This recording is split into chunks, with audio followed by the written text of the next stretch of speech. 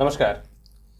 प्रिय कर्क लगन और कर्क राशि वाले, मई महीने का संपूर्ण मासिक राशिफल लेकर के मैं एस्ट्रोलॉजर रवि गुप्ता आपके सामने प्रस्तुत हो गया हूं। प्रिय कर्क लगन और कर्क राशि वाले, राशिफल बताने से पहले मैं आपको एक जानकारी दे दूं। ये जो राशिफल होता है ये ग्रहों की गोचर के आधार पर होता है।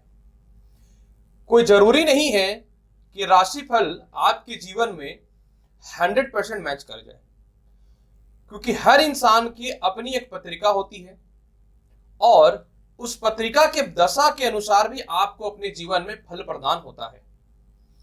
तो निश्चित तौर पे कुछ फल परिवर्तित हो सकते हैं। गोचर क्या होता है कि आप जिस घर में रह रहे हैं वो घर किस स्थान पे बना हुआ है वो, और खुद की पत्रिका होती है कि आपने उस घर को किस प्रकार से बनाया है। तो इसलिए कुछ परिवर्तन हो सकता है भविष्यवाणी में। ये एक अनुमान है और अनुमान के अनुसार ही इस संपूर्ण जानकारी को आपको देखना चाहिए और अपने जीवन को इसके अनुसार चलाना चाहिए। दूसरी जानकारी, ये मेरे जो वीडियो रहेगा ये लग्न के अनुसार रहेगा। आपको अपना लग्न पता है तो आप लग्न के अनुसार इस भविष्यवाणी को देखिए। आपको अपना लग्न नहीं पता है तो आप चंद्र राशि या नाम राशि के अनुसार इस संपूर्ण जानकारी को देख सकते हैं। सबसे पहले मैं आपको यह बताना चाहता हूं, कोई भी राशिफल जब कैलकुलेट होता है तो निश्चित तौर पे ग्रहों के गोचर के आधार पे होता है। अगर ग्रहों की गोचर की बात करें तो 14 मई को सूर्य जो है ये वृषभ राशि में जाएंगे, जो आय स्थान में चले जाएंगे, और सूर्य आपकी कुंडली के धन के मालिक हैं। धन का आय स्थान में जाना शुभ और लाभकारी रहेगा। 1 मई से 26 मई तक बुध जो है वो आपकी कुंडली में वृषभ राशि में चले जाएंगे रहेंगे, और 26 मई से ये मिथुन राशि में यानी अपनी स्वयं की राशि में चले जाएंगे, जो अत्यधिक शुभ और लाभकारी फल प्रदान करने वाला रहेगा। 4 मई से 29 मई तक शुक्र अपनी स्वयं की राशि वृषभ में रहेंगे, और शुक्र आपकी कुंडली में संपत्ति का और आय का अधिपति है और स्वयं आय स्थान में जाएगा, जो प्रचंड राजयोग बनाएगा, बुध आदित्य योग बनाएगा, लक्ष्मी नारायण योग बनाएगा। क्योंकि जब क्या होगा कि शुक्र जब जाएंगे आय स्थान में तो सूर्य और बुध के साथ में बुध आदित्य योग भी बनेगा, मतलब एक ही जगह पे 4 योग बनेगा। और सबसे महत्वपूर्ण बात, वहां पे आय स्थान में राहु भी बैठा हुआ है। यानी एक चीज प्रतीत हो रहा है, वक्त कितना भी खराब हो अचानक पैसे आ जाएंगे, आना जरूरी है। पेंडेमिक स्थिति है, सभी लोगों के हालात बहुत अच्छे नहीं है। इसके अलावा जो है 23 मई से शनि वक्री हो जाएगा। वक्री शनि होना ठीक है, 7वें घर में बैठ के ना अच्छा विवाह का योग बना रहा था, ना दाम्पत्य जीवन को ठीक रख रहा था, ना पार्टनरशिप के बिजनेस को ठीक रख रहा था। जब ये वक्री होंगे तो वक्री ग्रह आगे पीछे दोनों हाउस के फल देते हैं, तो थोड़ा सा इसके अशुभ फल में कमी आएगा और कोरोना वायरस का भी इस समय प्रकोप देखने को कम मिलेगा सभी लोगों के ऊपर। अब आगे की स्थिति की बात अगर हम करना चाहें तो कर्म क्षेत्र का मालिक मंगल जो है आपकी कुंडली में द्वादश में बैठा हुआ है। 14 मई तक कर्म क्षेत्रों में नए नौकरियों वगैरह के अच्छे आसार देखने को मिलेंगे। 14 मई तक सीनियर वगैरह से मतभेद नहीं होगी। 14 मई तक लोगों से तालमेल अच्छा रहेगा। 14 मई के बाद नौकरी में परेशानी देखने को मिलेंगे। 14 मई के बाद सीनियर से मतभेद हो सकता है। 14 मई के बाद कोई बड़े अपॉर्चुनिटी व्यापार या नौकरी में नहीं दिखते हैं, तो आपको 14 मई के बाद शांत रहना चाहिए, ज्यादा बकाइएगा, परेशानी आ जाएगी। इसके अलावा जो है विदेश यात्राओं की बात करूं तो भाग्य स्थान के अधिपति बृहस्पति ऑलरेडी अष्टमें से, तो द्वादश स्थान पे मंगल बैठा हुआ है, जो कदापि विदेश यात्रा का सुख नहीं देगा, परेशानी और तनाव दे सकता है। कोई भी बड़ा रिस्क विदेश यात्रा से रिलेटेड आप मत लीजिएगा।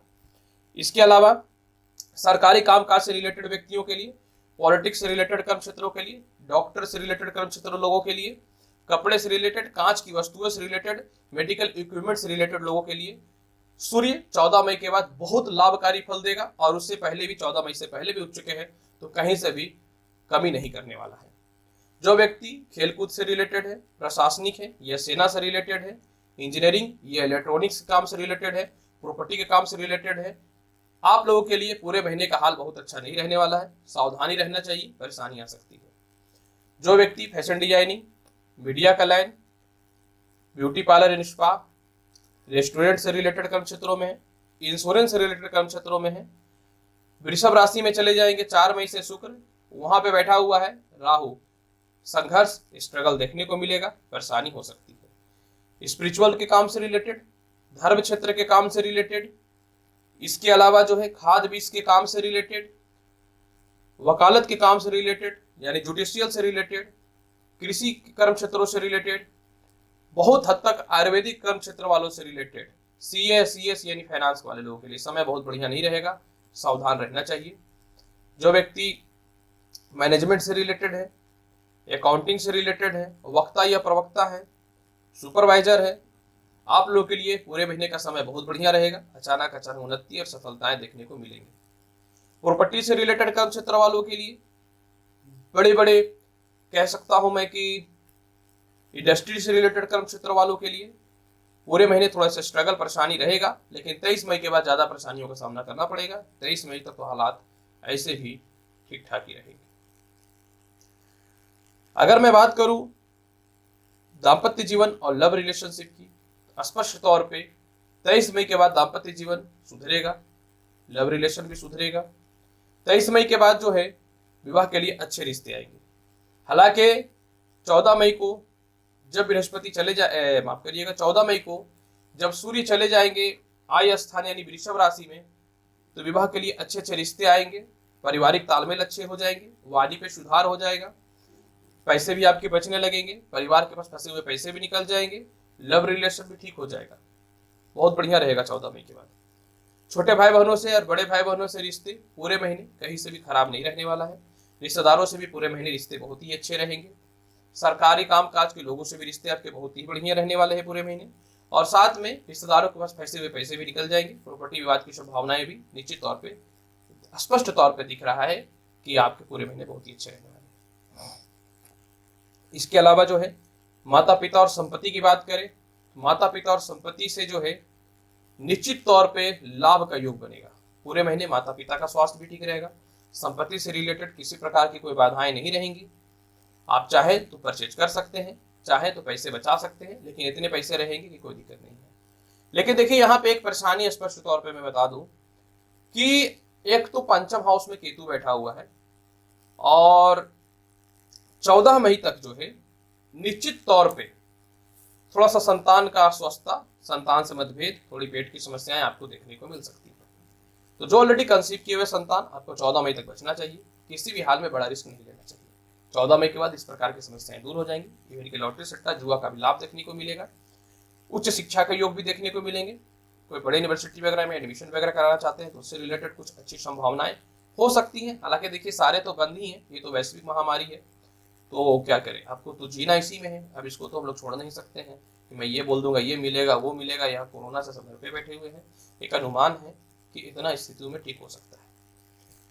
कर्ज मुक्ति के लिए पूरे महीने का समय देखिए बहुत बढ़िया नहीं है। अगर आपको किसी को पैसे देने हैं तो पैसे बचा करके रखिएगा। कर्ज मुक्ति का समय आपका आएगा 26 मई के बाद। 26 मई के बाद शत्रुता भी समाप्त हो जाएंगी, कर्ज की मुक्ति भी समाप्त हो जाएंगी।